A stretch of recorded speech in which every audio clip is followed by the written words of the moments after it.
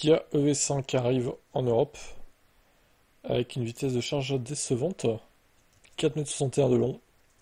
Il a ainsi un gabarit similaire au Sportage long de 4,54 m ou encore au nouveau Citroën C5 Aircross et Opel Grandland. Comme eux, le V5 se contente de 5 places.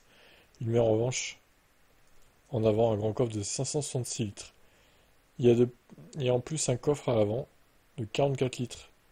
Côté look, le V5 se place bien dans la continuité des autres SUV électriques de la marque, EV3 et EV9, avec une silhouette plutôt boxy.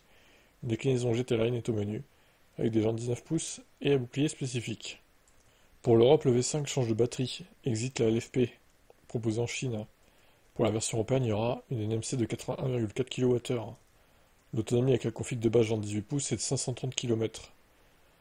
Ouais, c'est pas non plus une grosse autonomie, quoi. Enfin, c'est bien, mais vu la taille de la batterie, on va dire que c'est pas fou quand même, hein.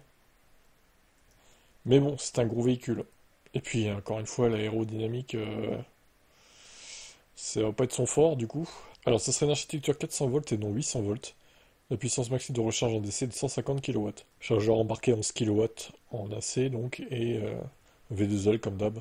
Une seule variante est au menu, une traction de 160 kW avec un couple maxi de 295 Nm. 0 à 100, 8 secondes 4. Ce qui est pas terrible, hein. La capacité de remorquage à 1200 kg. Pas de prix dévoilé pour l'instant.